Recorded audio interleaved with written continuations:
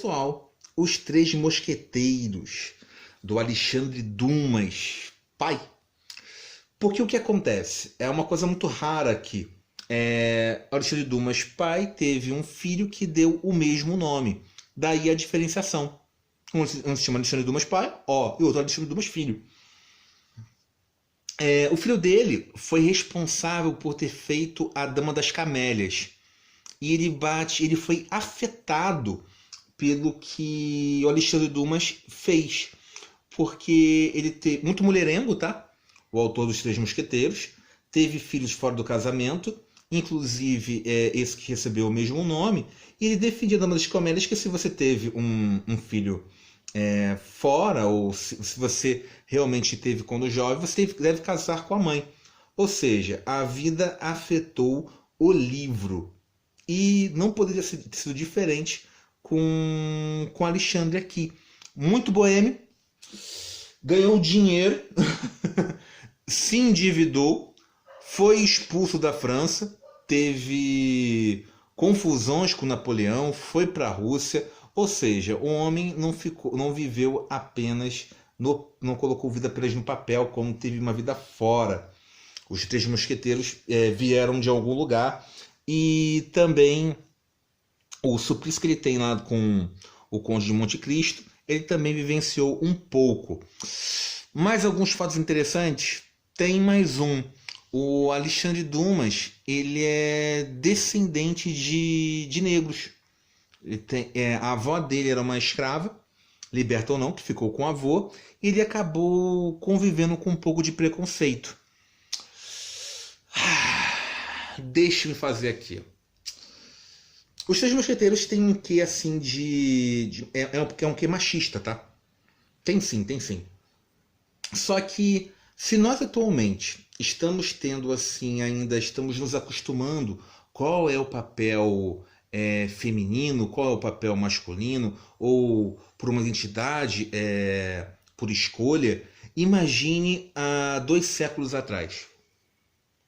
Então ele retrata ali uma França que lembra como se fosse uma tábua redonda para uma época dourada. Tem-se uma questão assim de muita, eu não vou colocar promiscuidade, mas há uma questão de simplesmente de traições. O segundo filho é comum você se envolver e ter um amante. As mulheres não podem se defender, coitadas, elas têm que encontrar. Mas em compensação, nós temos uma personagem interessantíssima que acaba sendo a vilã. Se você pensa que o Cardeal, ele coloca aqui, sim, ele é um dos vilões, mas a vilã acaba sendo Milady. Há uma opinião ali, um preconceito, como o Alexandre Dumas ele coloca, ela foi colocada numa prisão. De certo, se ela tivesse um corpo de um homem, ela poderia escapar em menos de um dia. Iria quebrar, tirar ali e romper as grades com a força de seus músculos e tudo mais. Por sorte, o Alexandre Dumas ele corrigiu isso tempos depois com o Conde de Monte Cristo. Afinal, você escapar de uma prisão pode ser homem, mulher ou o que for, que não vai ser fácil assim. É por isso que se chama prisão. Mas, tirando esses fatos, é uma personagem que usa de inteligência, artimanhas, é maldosa, usa seu corpo, que ele realmente faz você odiar e acaba... Vou dar spoilers? É possível dar spoilers de 200 anos atrás? Acho que sim. Se vocês não tivessem... se não fosse assim, eu nem faria o vídeo, né? Então, eu vou colocar mais no final esse comentário. Athos e Porthos e Aramis. E nós temos também o D'Artagnan, ou seja, os Três Mosqueteiros que acabam sendo 4. É porque o D'Artagnan ele passa todo o primeiro livro tentando se transformar em um mosqueteiro. Depois acaba tendo o segundo romance, que é o 20 anos depois. E nós também temos... como é que é o nome? Deixa eu pegar a cola aqui. Um pouco complicadinho. O Visconde de Bragelonne. Se pronuncia francês com outra sonoridade, tá? Eu separei alguns trechos para mostrar o estilo do autor. As melhores frases são do Athos. Acontece assim muito Ele vai evoluindo. Na época era publicado em folhetins.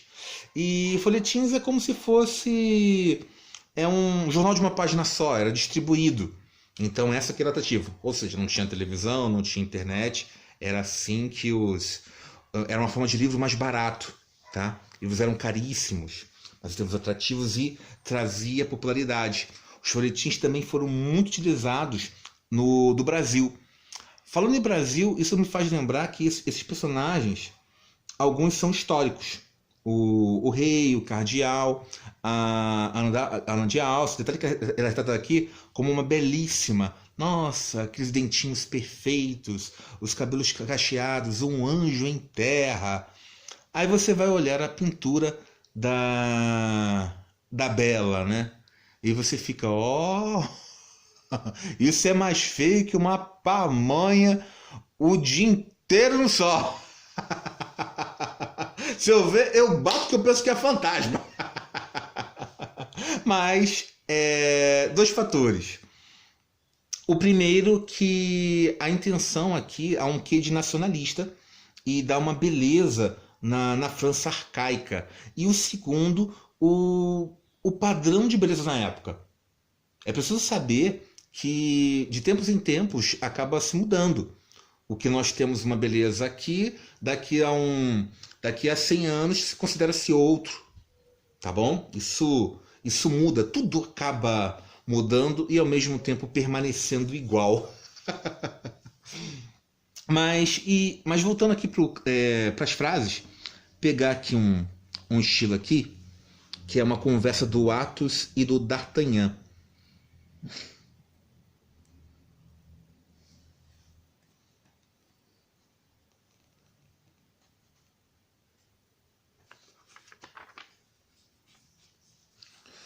Vamos lá aqui, ó.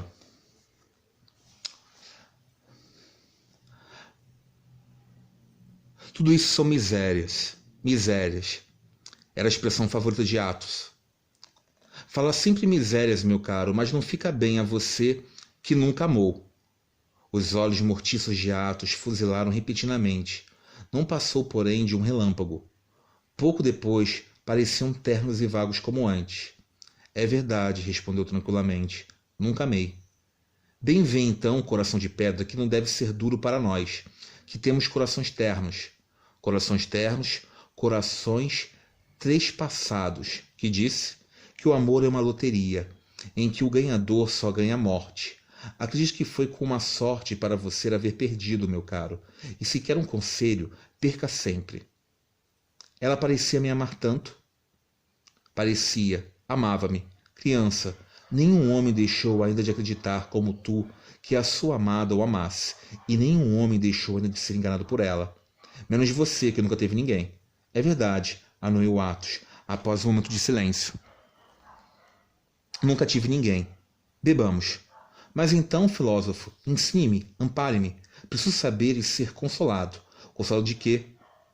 Da minha desdita. Como é que é? Da minha desdita. A sua desdita faz rir. Volveu Athos, dando de ombros. Eu gostaria de saber o que me diria se lhe contasse uma história de amor. Que se deu com você? Ou com um dos meus amigos? Que importa? Conte. Bebamos que é melhor. Beba e conte. De fato é possível. Conveio Athos, emborcando o copo. As duas coisas se ajustam maravilhosamente. Estou ouvindo. O mosqueteiro concentrou-se e, à medida que o fazia, empalideceu. Achava-se na fase da embriaguez, em que os bêbados vulgares caem e dormem. Athos, porém, sonhava em voz alta, sem dormir. E sonambulismo da bebedeira tinha o que quer que fosse de apavorante. Faz questão? Suplico-lhe, respondeu D'Artagnan. Faça-se então a sua vontade. Um dos meus amigos, preste atenção, e não eu, começou Athos, interrompendo-se com um sorriso triste. Um dos condes da minha província, isto é, do Berry, nobre como um Dândalo ou um Montmorency, apaixonou-se aos 25 anos por uma menina de 16, bela como os amores, no qual, pela candura da idade, transparecia em um espírito ardente, um espírito não de mulher, mas de poeta.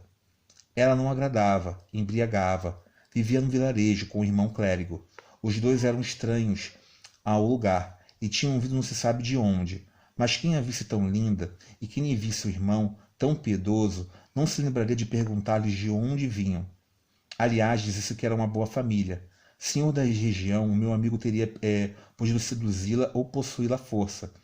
Quem teria acudido a dois estranhos, a dois desconhecidos? Infelizmente, era um homem de bem. E desposou-a, tolo, idiota, imbecil. Mas por que se amava? Já verá. Levou-a para o castelo e converteu-a na primeira dama da província. E cúmplice fazer justiça, ela soube manter-se à altura da posição. Então, perguntou D'Artagnan. Então, um dia que ela foi à caça com o marido, continuou Athos, em voz baixa e falando depressa, caiu do cavalo e perdeu os sentidos. O conde acorreu-lhe em auxílio, e como as roupas a sufocassem, cortou-as com um punhal e descobriu-lhe o ombro. Adivinha o que tinha ela no ombro, D'Artagnan? Como é que eu posso saber? Uma flor de lis, retrucou Athos. Ela fora estigmatizada. E Athos vazou de um trago o copo que tinha na mão. Que horror! Que me diz? A verdade, meu caro. O anjo era um demônio. A própria rapariga era gatuna. E que fez o conde? O conde era um grande fidalgo e tinha sobre as suas terras direito de vida e morte. Terminou de rasgar as roupas da condessa, amarrou-lhe as mãos atrás das costas e enforcou-a numa árvore. Céus, é um crime. Sim, um crime, nada mais. Anuiu Athos, pálido como a morte. Mas parece-me que nos deixaram sem vinho. Dos enamoramentos, que eu até fiz uma resenha aqui no canal, esse texto é colocado. Aí você pensa, poxa, mas se Athos ele simplesmente ignorasse esse fato, apesar que juiz de si e de outros, ele teria uma vida mais feliz? Era impossível, né? Ela acabou sobrevivendo, isso não é colocado em termos de detalhes, a não ser que pela própria perdição. E vai passando assim, agora vem um spoiler, tá, gente? Já li aqui, eu mostrei o trechinho. Ela acaba tendo uma morte por 10 homens, né? Mas ao mesmo tempo com uma só mão, ou 2 braços, para assim dizer, com um cutelo. Mas posso dizer que a mulher aprontou e acaba sendo uma das personagens femininas mais interessantes que nós temos na literatura, porque ela realmente dá-se muito trabalho. Detalhe que essa escrita do Alexandre Dumas ele vai ficando realmente bela, né? Ele vai evoluindo com esses folhetins, desde o começo, que ele começa lá com esse D'Artagnan com uma aventura bastante confusa e bastante até mesmo ingênua. O romance ele vai se aprimorando. Fiquei interessado em ler a continuação dos 20 anos depois. Tem aqui publicado em capa dura, não por essa coleção das obras-primas, mas eu não achei também a terceira parte. Tá? Tem uma frase também aqui do Athos que eu separei. É belíssima essa frase, né?